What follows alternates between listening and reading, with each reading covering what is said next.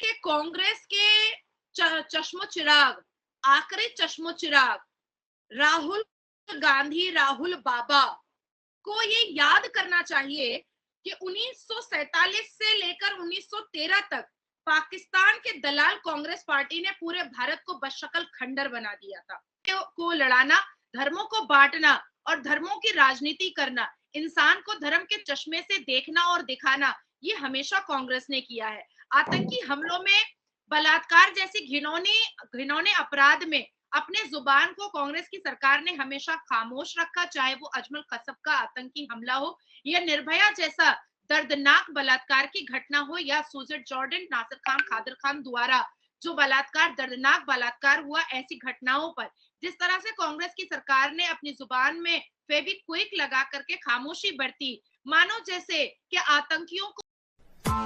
Press the bell icon on the YouTube app and never miss an सभी को जय हिंद दोस्तों, आप सभी का हार्दिक स्वागत है जय हिंद रिएक्शंस पे। तो आज की इंटरेस्टिंग और लेटेस्ट वीडियो में आप देखेंगे भारत की बेटी और सुप्रीम कोर्ट की वकील नाजिया इलाही खान जी का बड़ा ही दमदार और बेबाक रिएक्शन। तो ये वीडियो बहुत ही मजेदार और बहुत इंटरेस्टिंग होगी, आपको बहुत कुछ नया जानने को मिलेगा और बहुत मजा आएगा। तो इसे अंत तक देखें और चैनल पर नए हैं तो चैनल को सब्सक्राइब कर दें ताकि हम आपके लेटेस्ट और इंटरेस्टिंग वीडियोस लाते रहें।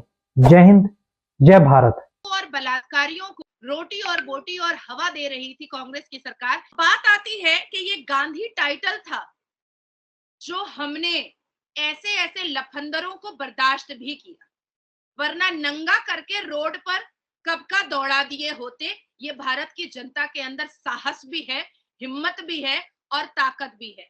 जो हाल सनातन धर्म को मलाइन करने वाले अफगान का हुआ, जो हाल सनातन धर्म को बुरा भला कहने वाले उन आतंकियों का हुआ जो हर रोज शूट आउट में मारे जा रहे हैं, तो सनातन धर्म को डेंगू मलेरिया बोलने वाले और सपोर्ट करने वाले राहुल गांधी कैसे आबाद हो सकते थे?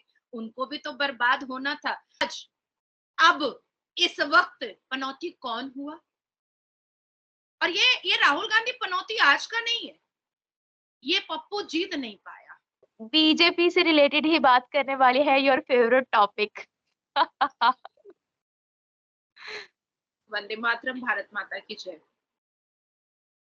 मैम, आज हम बात करने वाले हैं प्राइम मिनिस्टर मोदी की फैन फॉलोइंग। देख रही थी मैं कि भारत के मुसलमान, हिंदू सब लोग एकजुट हो चुके हैं। बहुत बड़े बड़े सेलिब्रिटीज भी हैं जो प्राइम मिनिस्टर मोदी के लिए ट्वीट कर रहे हैं, उनको सराह रहे हैं, जिनमें सबसे बड़ा नाम विवेक अग्निहोत्री का है और फिर उसी के साथ साथ कंगना रनौत का भी नाम आ जाता है। फिर वर्ल्ड लीडर्स भी जो बीजेपी ने विन की हैं, 3 स्टेट्स विन किया है, उस पर वर्ल्ड लीडर्स भी ट्वीट कर रहे हैं, मुबारकबाद दे रहे हैं, बड़ी खुशी का इजहार कर रहे हैं। भारत में मुसलमान हिंदू दोनों ही सपोर्ट कर रहे हैं ज्यादा से ज्यादा प्राइम मिनिस्टर मोदी को। तो क्या कहती हैं आप, बढ़ती हुई fan following prime minister Modi की, इसके बारे में? एक नहीं है, हजारों ऐसी बातें हैं जो हमारे लिए और आने वाले हमारे फ्यूचर के लिए बहुत सीखने की चीज है। मैं शायद काउंट भी नहीं कर पाऊंगी, अगर मैं उनकी तारीफ के लिए अभी स्टार्ट करूंगी तो शायद सुबह हो जाएगी, अगर मैंने उनकी तारीफ स्टार्ट की। क्योंकि देखो, पिछले 9 साल में भारत की दशा और दिशा दोनों बदल गई। हाँ। भारत के युवा राष्ट्र के प्रति प्रेम दिखाने लगे, शिक्षा की तरफ आगे बढ़ने लगे और देश के साथ साथ देशवासी भी तरक्की करने लगे। बुलंदी पर पहुंच रहा है भारत, सबको पता है। और साथ साथ इस मातृभूमि में से मोहब्बत करने वाले और संविधान को सर्वोप्रिय और सर्वप्रथम रखने वाले देशवासी भी बुलंदी पर पहुंच रहे हैं, आकाश छू रहे हैं। कलेजा फूलता है और बड़ा गौरव फील होता है जब हमारे राष्ट्र भूमि की तारीफ पूरी दुनिया में होती है, जब हमारे प्रधानमंत्री की तारीफ पूरी दुनिया में होती है, तो मानो ये लगता है कि करोड़ों की आबादी वाला ये देश का सीना गौरव से फूल जाता है कि इस देश के हम वासी हैं, जहां जिस देश की तारीफ जो बिडेन नहीं करते थक रहा है, सऊदी अरबिया के किंग करते नहीं थक रहे हैं, दुबई के शहजादे करते नहीं थक रहे हैं, इंडोनेशिया के प्राइम मिनिस्टर करते नहीं थक रहे हैं।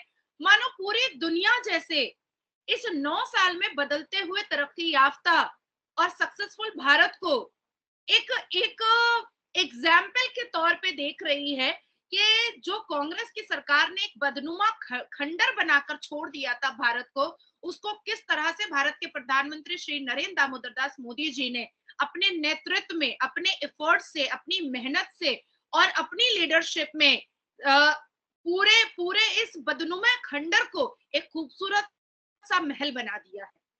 और सब उसकी तारीफ करते नहीं थक रहे हैं, जुबान नहीं थक रही है।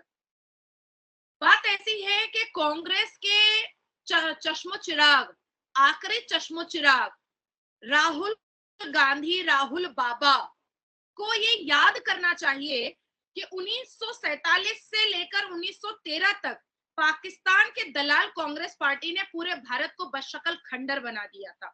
सत्ता की लालच में कांग्रेस पार्टी ने भारत के टुकड़े कर दिए, कभी पाकिस्तान और कभी बांग्लादेश के नाम पर। कांग्रेस पार्टी एक लालच से घिरी, जनता का खून बहाने और जनता का खून चूसने वाली पार्टी हमेशा रही है।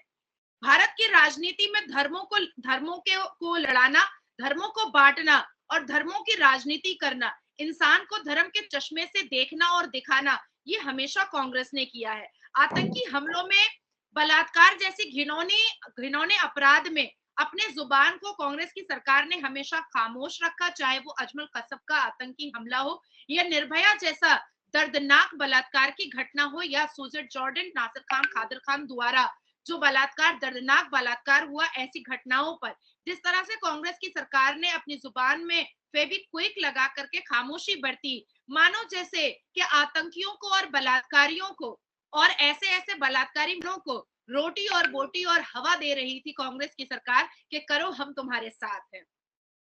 और ऐसी नियत का फल आज मिल रहा है कि कांग्रेस जो कभी मुल्क की पार्टी हुआ करती थी, आज पाड़े मोहल्ले की पार्टी होकर के रह गई है। और आने वाले वक्त में 2024 में मोदी जी के तीसरी बार ओथ के बाद गांधी परिवार का सफाया हो जाएगा।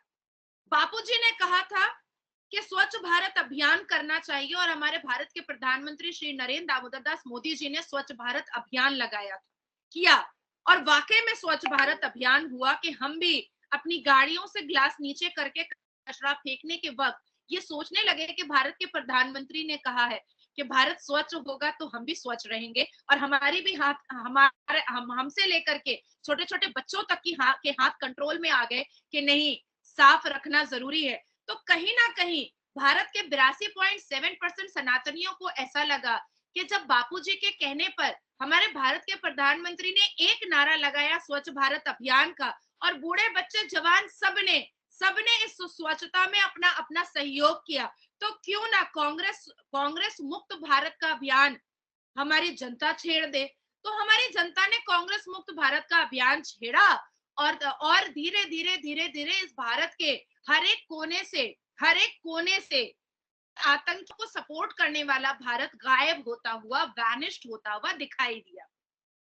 अब मैं कहना चाहूंगी कि पिछले 5 महीने में इलेक्शन के दौरान में जिस हिसाब से राहुल गांधी और उनके इंडी अलायंस ने जिस हिसाब से सनातन धर्म को मलाइन किया था, बिल्कुल सही बात कही है कंगना ने। कंगना और अजय अग्निहोत्री जी की बात को मैं बहुत एक्सेप्ट करती हूँ और रिस्पेक्ट करती हूँ कि उन्होंने बहुत एक राष्ट्र भूमि की का प्रेम जो होता है वो ऐसे लोगों के चेहरे से और उनकी भाषा से सुनाई देता है और समझ में भी आता है। दोस्तों, आशा करता हूँ कि वीडियो को आपने अंत तक देखा होगा और हमेशा की तरह नाजिया लाई खान जी का बेबाक और दमदार रिएक्शन आपको काफी पसंद आया होगा और इस वीडियो में आपको बहुत कुछ जानने को मिला होगा। तो सबसे पहले अगर हम बात करें, इस वीडियो में आपने देखा नाजिया जी ने बात की बीजेपी वर्सेस कांग्रेस, या फिर हम कहें प्रधानमंत्री मोदी वर्सेस राहुल गांधी। राहुल गांधी वही हैं जो इलेक्शन से पहले प्रधानमंत्री मोदी जी को पनौती कहते थे, पर अब इलेक्शंस के बाद ये ट्रेंड कर रहा है कि कांग्रेस जो है वो बढ़ गया है। जी हाँ, इलेक्शंस के जो रिजल्ट्स आए हैं उसके बाद हमने देखा कि कांग्रेस और जो INDA एक ऑपोजिशन है उसमें पूरी तरह से फूट पड़ चुकी है और लोगों ने राहुल गांधी को अपना लीडर, अपना नेता मानने से भी इनकार कर दिया है। इस पे आपने देखा नाजिया लाई खान जी का बेबाक रिएक्शन, और हमने देखा कि कैसे बीजेपी ने जबरदस्त 3 बड़ी स्टेट्स में जीत हासिल की, जबकि कांग्रेस अपने ओवर कॉन्फिडेंस से बड़ी बुरी तरह हारा। तो इसके बारे में आपके क्या विचार हैं? आप अपने विचार हमें कमेंट सेक्शन में लिखकर जरूर बताएं, हमें आपके कमेंट का इंतजार रहेगा। तो चलिए फिर मिलेंगे ऐसी किसी इंपॉर्टेंट और इंटरेस्टिंग वीडियो में, तब तक अपना ध्यान रखिए। जय हिंद, जय भारत।